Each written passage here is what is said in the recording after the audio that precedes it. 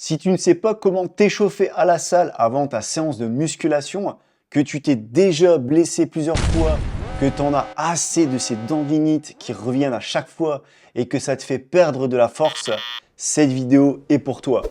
Reste avec moi, car après avoir regardé cette vidéo, tu sauras exactement quel échauffement faire avant ta séance de musculation quand tu t'entraînes à la salle de sport. Tu retrouveras des articulations en pleine forme, tu deviendras plus fort et tu gagneras plus de muscles sur le long terme.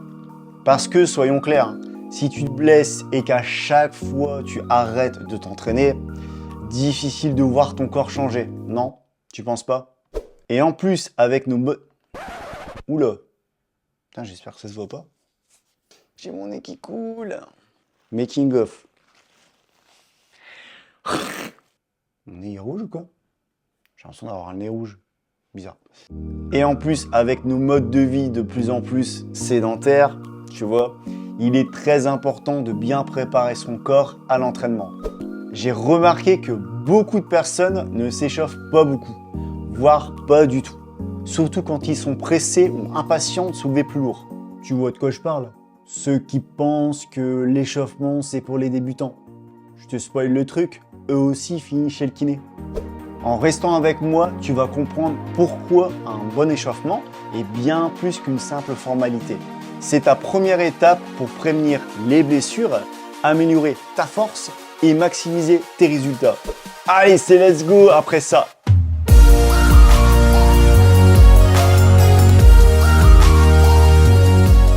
Salut, c'est Lorenzo. Si tu ne le sais pas encore, je suis coach sportif et je t'accompagne vers ta nouvelle transformation physique et mentale. Pour rappel, c'est grâce à la musculation que j'ai transformé mon corps et amélioré mon hygiène de vie. Et ça m'a même permis de reprendre confiance en moi et de retrouver l'estime de moi. Ça a complètement changé ma vie, quoi. Pourquoi l'échauffement est indispensable? On va pas se mentir, l'échauffement est souvent vu comme une perte de temps. Mais crois-moi, c'est une énorme erreur. Je vais te donner un exemple. S'échauffer, c'est un peu comme chauffer le moteur d'une voiture avant de faire une course. Tu ne mettrais pas ta voiture à fond dès le démarrage, hein? Et si ta réponse est oui, alors je pense qu'on n'a pas le même genre de voiture, si tu vois de quoi je parle. Hein? L'échauffement, c'est bien plus que d'éviter les blessures. C'est activer ton corps et ton mental. Quand tu commences à t'échauffer, tu stimules ton système nerveux sympathique. C'est ce qui te permet de passer d'un mode relax à un mode action, prêt à tout donner. Pour être plus précis, les échauffements te permettent une meilleure concentration et un meilleur focus. Ton esprit est entièrement dirigé vers l'entraînement, tu es plus présent dans l'instant. Une réduction des tensions musculaires, tes muscles deviennent plus souples, moins raides, donc moins sujets aux blessures.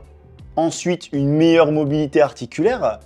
Les muscles échauffés sont plus souples, ce qui permet une plus grande amplitude de mouvement. Et pour finir, une bonne coordination motrice. Tu sens mieux tes muscles et tes articulations. Moins de mouvements parasites, plus de précision. Les différentes phases d'un bon échauffement à la salle. Étape numéro 1, l'échauffement cardiovasculaire. Je tiens à préciser qu'ici, je te partage mon expérience parmi mes 20 ans de musculation. Donc pour ceux qui passent la majeure partie de la journée assis ou en voiture, cette étape est nécessaire. De 5 à 10 minutes sur un ergomètre de ton choix pour augmenter le rythme cardiaque, la fréquence respiratoire et élever la température corporelle. Par précaution, je te conseille en priorité le vélo elliptique ou le rameur, car ils utilisent le haut et le bas du corps, donc plus rapide pour faire monter la température du corps. Tu pourras faire de 5 à 10 minutes sur un ergomètre de ton choix. Et on parle pas de sprint ici, hein, juste pour que ton cœur augmente la cadence, quoi. Et si tu es quelqu'un plutôt actif, que tu te déplaces souvent ou alors que tu viens à la salle à pied ou en vélo, tu peux sauter cette étape. Mais avant de continuer, reste avec moi, car pour les étapes suivantes, je vais te montrer mes routines rapides à faire qui m'ont permis d'échauffer efficacement mes articulations et mes muscles, car ici, je te rappelle, tu veux absolument éviter les blessures. Étape 2, les mobilisations articulaires et les étirements dynamiques. Pour la prochaine étape, on va venir préparer et mobiliser chaque articulation pour que chaque zone soit bien prête. Et plus précisément, augmenter la quantité de synovie au niveau des capsules articulaires. La synovie est un liquide qui permet de lubrifier les articulations afin d'avoir des mouvements plus amples et fluides, tout en diminuant la pression au niveau des articulations. Un peu comme si tu huilais toutes les pièces d'une machine avant de la lancer. Bon allez, maintenant on se met à l'action. Pour le haut du corps, on va commencer par réchauffer les articulations du cou et de la colonne vertébrale avec des flexions et des extensions. Tu peux faire semblant de dire oui à ton coach intérieur, même si t'es pas trop d'accord pour t'échauffer. Ensuite, toujours le cou et la colonne vertébrale avec des flexions latérales. Comme si tu essayais de lire une étiquette de protéines trop petite, flexion latérale à gauche, à droite, doucement, On n'est pas dans un remake de Fast and Furious, version cervicale. Après, encore le cou et la colonne vertébrale avec cette fois-ci des rotations de buste accompagnées des hanches. Tu sais ce mouvement un peu louche que tu fais quand tu cherches ton téléphone alors qu'il est dans ta main depuis 10 minutes? Maintenant place au célèbre hula hoop. T'as pas de cerceau? On s'en fout. Imagine qu'il est magique. Pense à le faire tourner dans les deux sens. Après, on passe à la nuque en faisant des cercles de chaque côté. Oui, un peu comme dans L'Exorciste, mais version zen et contrôlée. Pas de panique. Ici, mon préféré, le poulet. On mobilise la cage thoracique, les omoplates et les épaules. Oui, tu ressembles à un poulet qui hésite à s'envoler, mais t'inquiète, c'est totalement pro. Et ça reste entre nous. Ensuite, on passe sur la rotation interne et externe des épaules. Bon, là, j'avoue, j'ai pas trouvé de blague. Mais tu m'aimes bien quand même. On reste encore sur les épaules pour venir effectuer un balancement des bras de haut en bas. Ensuite, à l'horizontale. Et après, sur le côté. Comme si tu faisais des signaux de circulation pour guider un avion au sol. Toujours sur les épaules avec cette fois-ci des cercles de chaque côté. Là, tu te transformes en hélicoptère, mais en version rouillée. On décolle dans 3, 2, 1. Ah, non, toujours pas. Allez, quelques étirements dynamiques en effectuant un balancement des bras à l'horizontale, de haut en bas et de bas en haut. Après, ça dépend du point de vue. Si t'es couché, c'est vertical. Allez, on a bientôt fini. Il reste les flexions et les extensions des coudes. C'est simple, tu fais comme si tu voulais montrer tes biceps en soirée, mais discrètement, ou pas. Et pour finir, les rotations de chaque côté pour les poignets. Comme si tu t'échauffais avant un combat de bras de fer contre ta souris d'ordinateur. Pour le bas du corps, tu vas pouvoir reprendre quelques mouvements qu'on a fait juste avant. Donc on commence avec des flexions et des extensions dorsales. Ensuite avec des flexions latérales. Un peu comme si tu avais mal au dos et que tu ne pouvais pas te baisser pour gratter tes mollets.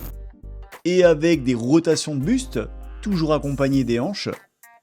Après, on passe à la nuque en faisant des cercles de chaque côté, sans vomir bien évidemment. C'est un échauffement, pas un manège à sensation. On enchaîne avec le air hula hoop.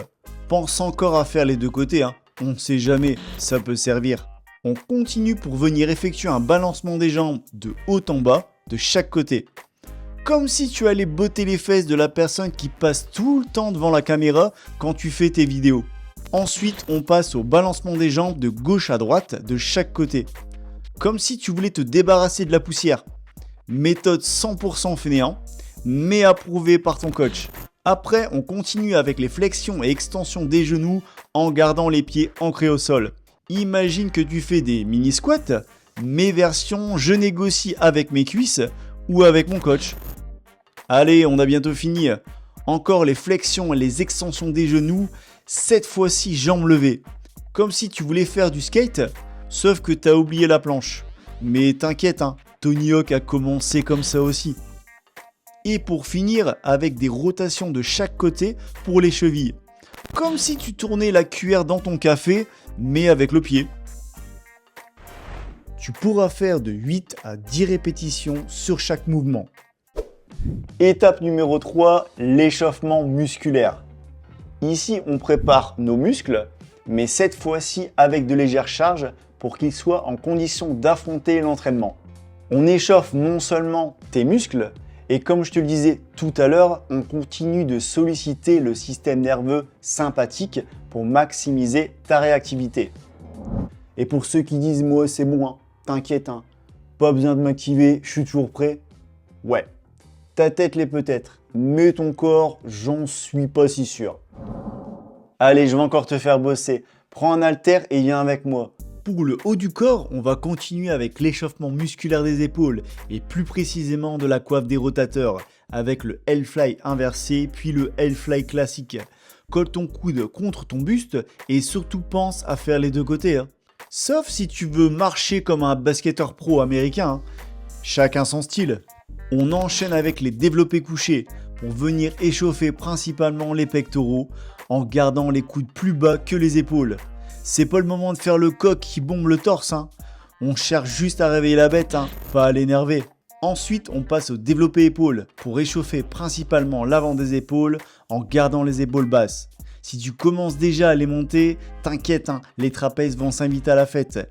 Mais c'est pas encore leur tour. Après, avec les élévations latérales pour échauffer la portion latérale des épaules, toujours en gardant les épaules basses. Par contre, ici, on veut de l'activation musculaire, hein, pas un décollage d'avion. On continue avec les tirages menton, toujours pour échauffer la portion latérale des épaules, mais cette fois-ci, tu vas pouvoir hausser les épaules pour recruter les trapèzes en plus. Oui, là, tu as le droit de faire style, je sais pas, mais version musclée. Ensuite, les curls biceps. Oui, ici, on échauffe bien les biceps, mais ça, je pense que tu l'avais déjà compris.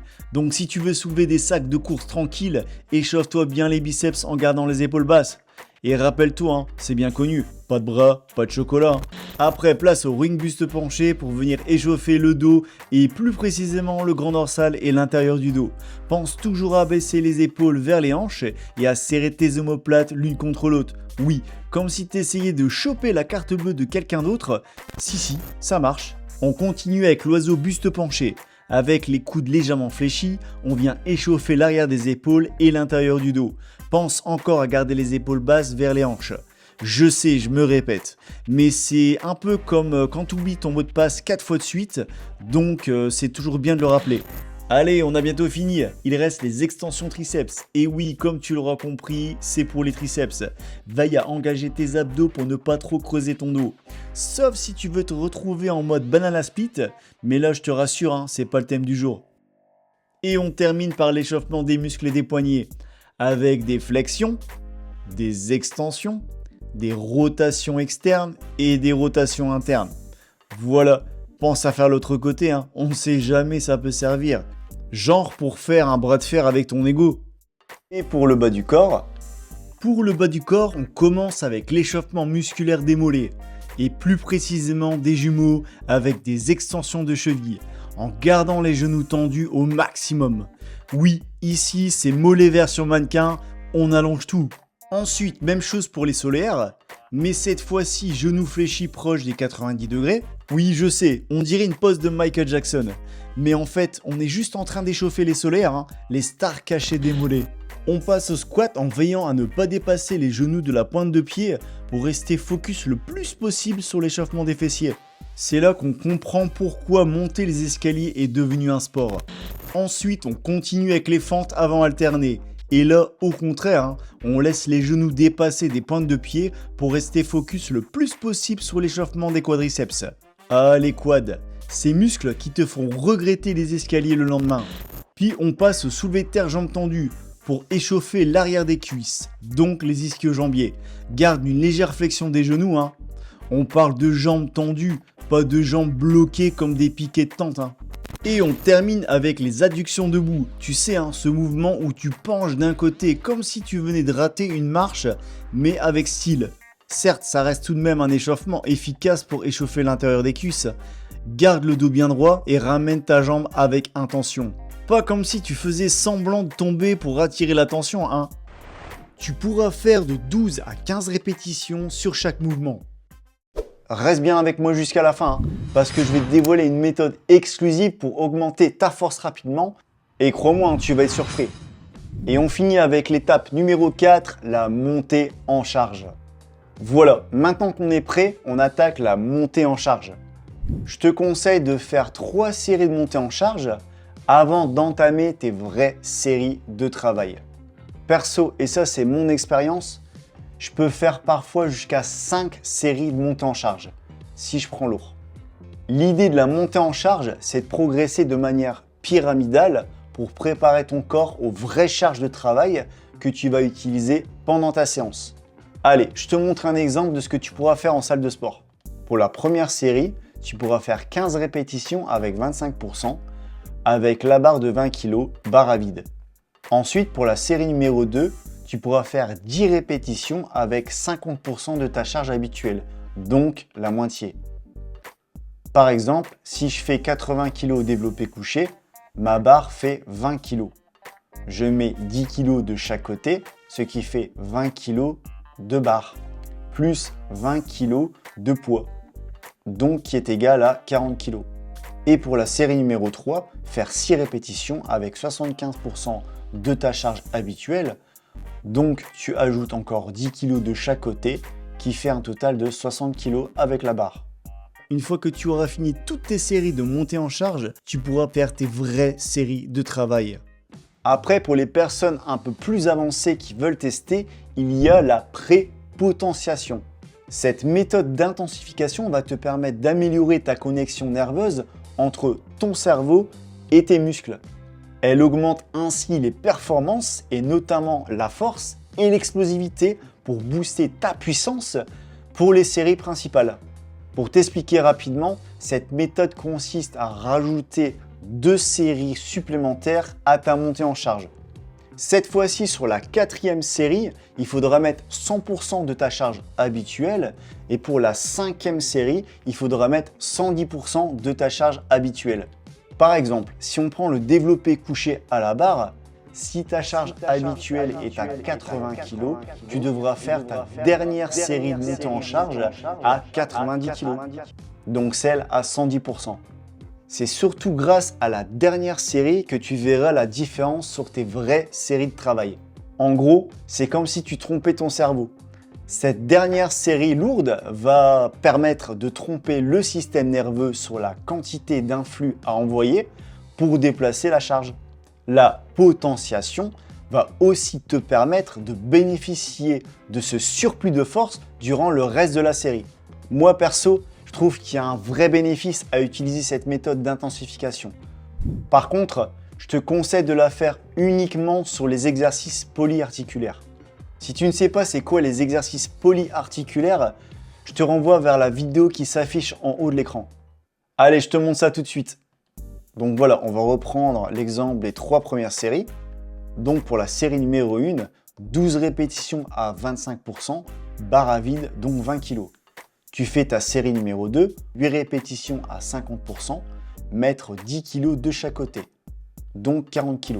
Ensuite, ta série numéro 3, 5 répétitions à 75%, rajouter 10 kg de chaque côté, donc ce qui fera 60 kg. Et tu rajoutes les 2 dernières séries. On entame les 2 séries de potentiation, donc pour la série numéro 4, tu peux faire 3 répétitions à 100%, rajouter 10 kg de chaque côté, donc ça fera 80 kg. Et pour finir la 5e série, tu peux faire une répétition à 110%, donc rajouter 5 kg de chaque côté, ce qui fera 90 kg. Ceci est la série de potentiation. Voilà, une fois que tu auras fini tes 3 séries de montée en charge, plus tes 2 séries de prépotentiation si tu choisis cette option, tu pourras passer aux vraies séries de travail. Et là, si tu as l'impression d'être un super-héros prêt à soulever le monde, c'est normal. Ton cerveau est convaincu que tu peux tout soulever maintenant. Maintenant, si tu n'as pas le temps d'effectuer toutes les phases précédentes, ça peut arriver, ce que je comprends tout à fait. Je te conseille de faire au moins l'échauffement musculaire et la montée en charge. Voilà, une fois que tu auras fini toutes tes séries de montée en charge, ou si tu as fait aussi tes séries de prépotentiation, tu pourras enfin passer aux choses sérieuses. Faire tes vraies séries de travail. Et toi, est-ce que tu faisais déjà toutes ces étapes dans ta routine? Ou est-ce que tu faisais partie de ceux qui préfèrent sauter directement aux exercices sans s'échauffer? Dis-le moi dans les commentaires, ça m'intéresse. Si ce genre de conseil te parle, que tu souhaites optimiser tes entraînements et progresser sans risque de blessure, rejoins-moi et like la vidéo pour encore plus de contenu. Et si tu veux perdre du poids et transformer ton physique, j'ai créé un programme gratuit pour toi. 14 jours pour démarrer ta perte de poids.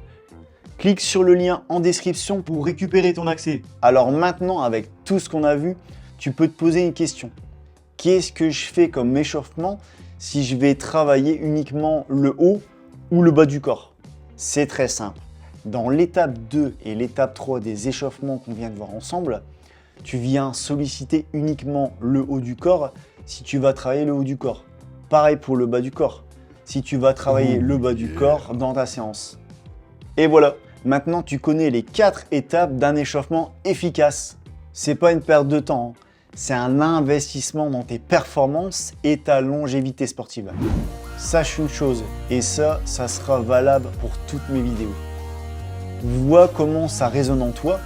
J'aime bien dire que c'est à toi d'expérimenter et d'en faire tes propres déductions. Et si tu fais partie de ceux qui bâclent l'échauffement, bien pas d'excuses, hein. On a tout vu ensemble. Et pour ceux qui n'ont pas accès à une salle de sport, j'ai aussi une vidéo qui montre comment bien s'échauffer et éviter les blessures, mais cette fois-ci à la maison. Allez, je te laisse ici, à bientôt.